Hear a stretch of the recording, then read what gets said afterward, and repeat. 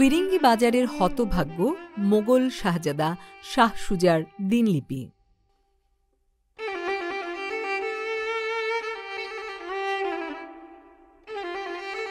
চট্টগ্রাম মহানগরীর ফিরিঙ্গি বাজার ওয়ার্ডে লুকিয়ে আছে সুবা বাংলার শাসক শাহ সুজার ট্র্যাজিক কাহিনী। তিনি ছিলেন সম্রাট শাহজাহান ও সম্রাজ্ঞী মমতাজ মহলের দ্বিতীয় পুত্র। ১৬৫৭ সালে মোগল সম্রাট শাহজাহান অসুস্থ হওয়ার খবরে তার ৪ পুত্র সিংহাসন লাভের জন্য পরস্পরের সাথে যুদ্ধ শুরু করেন। ১৬৫৯ সালে শাহ সুজা উত্তরপ্রদেশের ফতেপুর জেলায় খাজিয়াতে ছোট ভাই আওরঙ্গজেবের সৈন্যদের হাতে পরাজিত হয়ে প্রথমে পিছু হটতে হটতে ১৬৬০ খ্রিস্টাব্দের এপ্রিল মাসে চূড়ান্ত যুদ্ধে তিনি পরাজয় বরণ করেন। প্রতিটি পরাজয়ের পর স্বীয় বাহিনীর সেনারা তাকে ছেড়ে যেতে থাকে, কিন্তু তিনি তাতে হতোদ্যম হননি। তিনি বরং নতুন উদ্যমে সেনাবাহিনী পুনর্গঠন করেন। কিন্তু তান্ডাতে যখন চারিদিক থেকে শত্রু পরিবেষ্টিত হয়ে পড়েছিলেন এবং সৈন্য পুনর্গঠিত করা সম্ভব নয় মনে করলেন, তখন চিরকালের জন্য তিনি বাংলা ত্যাগ করে আরাকানে আশ্রয় নেওয়ার সিদ্ধান্ত নেন। তিনি সপরিবারে এবং সদলবল নিয়ে ১৬৬০ খ্রিস্টাব্দের ৬ এপ্রিল তান্ডা ত্যাগ করে এপ্রিলের ১২ তারিখে ঢাকা পৌঁছেন। ৬ মে তিনি ঢাকা ত্যাগ করেন এবং ১২ মে ভুলুয়াতে বর্তমান নোয়াখালী পৌঁছেন। আওরঙ্গজেব ওরফে বাদশাহ আলমগীরের সেনাপতি মীর জুমলা পেছনে তাড়া করায় শাহ সুজা সেখান থেকে দলবল নিয়ে প্রথমে ত্রিপুরা রাজার কাছে আশ্রয় প্রার্থনা করেন। ত্রিপুরা রাজা আশ্রয় প্রদানে অস্বীকার করে, কারণ শাহ সুজা সুবা বাংলার শাসক থাকাকালে ত্রিপুরা আক্রমণ করেছিল। ত্রিপুরায় আশ্রয়ে ব্যর্থ হয়ে শাহ সুজা আরাকান রাজার কাছে আশ্রয় প্রার্থনা করে। তখন চট্টগ্রাম আরাকান মক রাজাদের অধীনে ছিল। বর্তমানে আন্দরকিল্লায় আরাকান রাজাদের দুর্গ ছিল। কর্ণফুলী নদীর পাড়ের দেয়াং পাহাড়ে তাদের সৈনিক ক্যাম্প ও জেলখানা ছিল। মে মাসের শেষ সপ্তাহে শাহ সুজা তার ৪০ জনের অধিক সভাসদ ও ৬ শতাধিক সৈন্য সহযোগী নিয়ে চট্টগ্রাম পৌঁছেন।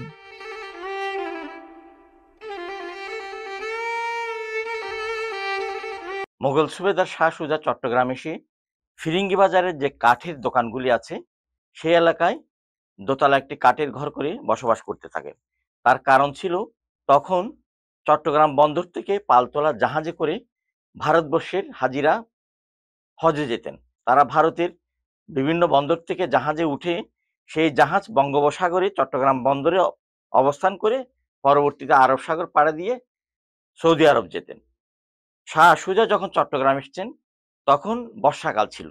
মে এবং জুন মাসে অতিরিক্ত বৃষ্টির কারণে সেই জাহাজ চলাচল বন্ধ হয়ে যায়, যে কারণে শাহ সুজা ৬ মাসের অধিক এই ফিরিঙ্গি বাজার কাঠের ঘরে অবস্থান করে নিরুপায় হয়ে হতভাগ্য শাহজাদা শাহ সুজা সপরিবারে আরাকান রাজার কাছে আশ্রয়ের সন্ধানে কর্ণফুলী নদী পার হয়ে নতুন পথ তৈরি করে আরাকানের রাজধানী নোহং যাত্রা করেন।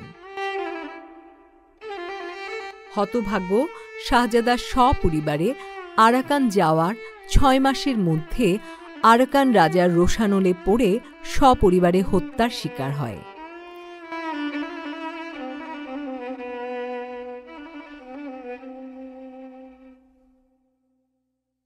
শাহ সুজা দীর্ঘ ৬ মাস কর্ণফুলী নদীর তীরে কাঠের ঘর তৈরি করে অবস্থান করায় এই এলাকাটির নাম সুজা কাঠগড় হিসেবে লোকমুখে পরিচিতি লাভ করে।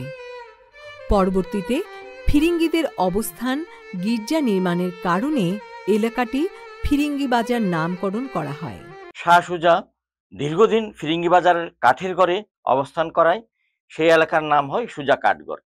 বর্তমানে সিএস এবং আরএস যে সিট খতিয়ান আছে মৌজা হিসেবে এই এলাকার নাম ফিরিঙ্গি বাজার নয়, সুজা কাঠগড় হিসেবে সংরক্ষিত আছে। এখন এখানে যে কাঠের ঘরগুলি আছে সেগুলি চট্টগ্রামের বৃহত্তর একটি কাঠের বাজার। এখানে বিভিন্ন সময় বিভিন্ন জায়গা থেকে কাঠ এনে স্তূপ করা হয় এবং সেটা বিক্রি করা হয়।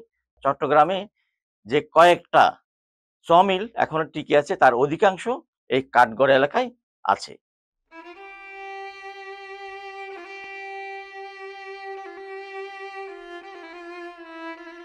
সুজা কাঠগড় বর্তমানে ফিরিঙ্গি বাজার ওয়ার্ড নামে পরিচিত। এটি চট্টগ্রাম সিটি কর্পোরেশনের ৩৩ নং ওয়ার্ড। ফিরিঙ্গি বাজার ওয়ার্ডের আয়তন 0.55 বর্গ কিলোমিটার। ২০১১ সালের আদমশুমারি অনুযায়ী ফিরিঙ্গি বাজার ওয়ার্ডের মোট জনসংখ্যা ২৬,৬২০ জন। এর মধ্যে পুরুষ ১৪,৩৩১ জন এবং মহিলা ১২,২৮৯ জন। মোট পরিবার ৫,৭৭৪টি। চট্টগ্রাম সিটি কর্পোরেশনের মধ্যাংশে ফিরিঙ্গি বাজার ওয়ার্ডের অবস্থান। এর পূর্বে ৩৪ নং পাথরঘাটা ওয়ার্ড, উত্তরে ৩২ নং আন্দরকিল্লা ওয়ার্ড, পশ্চিমে ৩১ নং আলকরণ ওয়ার্ড এবং দক্ষিণে কর্ণফুলী নদী ও কর্ণফুলী উপজেলার চর পাথরঘাটা ইউনিয়ন অবস্থিত। এই ওয়ার্ডের প্রশাসনিক কার্যক্রম চট্টগ্রাম সিটি কর্পোরেশনের সদরঘাট থানার আওতাধীন। এটি ২৮৬ নং চট্টগ্রাম ৯ জাতীয় নির্বাচনী এলাকার অংশ। ২০১১ সালের আদমশুমারি অনুযায়ী ফিরিঙ্গি বাজার ওয়ার্ডের সাক্ষরতার হার ৭৩.৬%। এই ওয়ার্ডে একটি স্কুল অ্যান্ড কলেজ, একটি মাধ্যমিক বিদ্যালয় ও ৪টি প্রাথমিক বিদ্যালয় রয়েছে। এই ওয়ার্ডে জেমসেন school and college, Saint Scholastica's girls high school, Alkaran বালিকা সরকারি প্রাথমিক বিদ্যালয়, ফিরিঙ্গি বাজার সরকারি প্রাথমিক বিদ্যালয়, ব্যান্ডেল সরকারি প্রাথমিক বিদ্যালয়, ব্যান্ডেল সাবিত্রী সুধা সরকারি প্রাথমিক বিদ্যালয়। এই ওয়ার্ডে বিশিষ্ট ব্যক্তি রাজনীতিবিদ জানিয়া আলম দোভাষ, সাবেক সিডিএ চেয়ারম্যান জহুরুল আলম দোভাষ, ২২ মহল্লা সর্দার মাকসুদ আহমেদ।